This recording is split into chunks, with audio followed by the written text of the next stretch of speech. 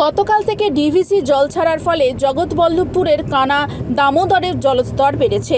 বেশ কয়েকটি গ্রামের বাঁধ ভেঙে জল ঢোকার পরিস্থিতি তৈরি হয়েছে।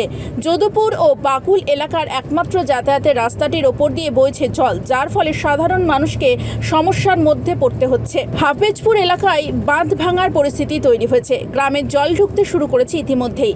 মাছ চাষ করার বালি খাদে জল ঢুকতে শুরু করেছে। হাফেজপুর এলাকার স্থানীয় বাসিন্দাদের দাবি, এইভাবে জল ঢুকতে শুরু করলে হাফেজপুর এলাকার অনেকটাই ক্ষতি হয়ে যাবে, যার কারণে গতকাল রাত থেকে হাফেজপুর এলাকার স্থানীয় বাসিন্দারা বালির বস্তা ও গাছের গুঁড়ি দিয়ে সেই বাঁধ মেরামতির কাজ ইতিমধ্যে শুরু করে দেয়। এর পাশাপাশি হাফেজপুর ও নাইকুল যাবার জন্য যে রাস্তা তৈরি করা হয়েছিল সে রাস্তা ইতিমধ্যে ভাঙতে শুরু করেছে এবং এর পাশ দিয়ে একটি কংক্রিটের সেতু নির্মাণের কাজ চলছিল। সেই সেতুর কাজের জন্য যে শ্রমিকেরা থাকতো তাদের অস্থায়ী বাড়িগুলো ইতিমধ্যে ভেঙে পড়েছে।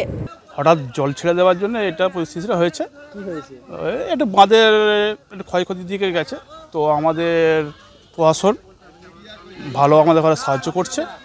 ওনারা চেষ্টা করছে যে কোনোভাবে এটাকে বাঁচাবার। আশা করি আজকে এটা কমপ্লিট হয়ে যাবে।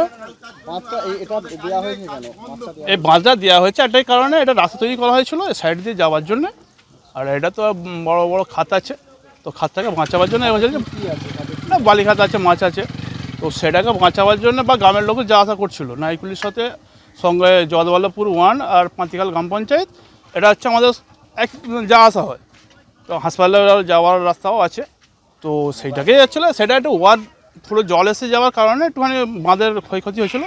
তো আমাদের প্রশাসন ভালোই আমাদের হেল্প করছে। এখানে যে খাতটা বলছেন এটা কত বিঘা খাত আছে?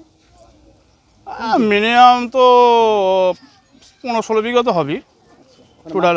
হ্যাঁ, মাছ চাষ হচ্ছে। ওটা বাঁচানোর জন্য না, ওটা বাঁচার জন্য, এটা গ্রামটাকে বাঁচাবার জন্য।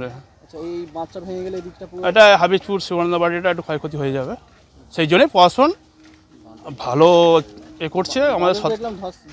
হ্যাঁ, ধস নেমেছে, সেটাকে বাঁচাবার জন্য আজকে পরিকল্পনা করেছেন ওনারা, গাডল ফাডল করে আজকে আটকে দেওয়া। কালকে থেকে আটকাচ্ছে। কালকে আমাদের বিডিও সাহেবও ছিলেন, আমাদের এসডিও সাহেবও ছিলেন, জয়েন্ট ম্যাডামও ছিলেন, আমাদের সভাপতিও ছিলেন, আমি এমএলএও ছিলেন। সবাই মিলে এটাকে দেখভাল করছে আর গ্রামের লোকও ওনাদের সাপোর্ট করছে।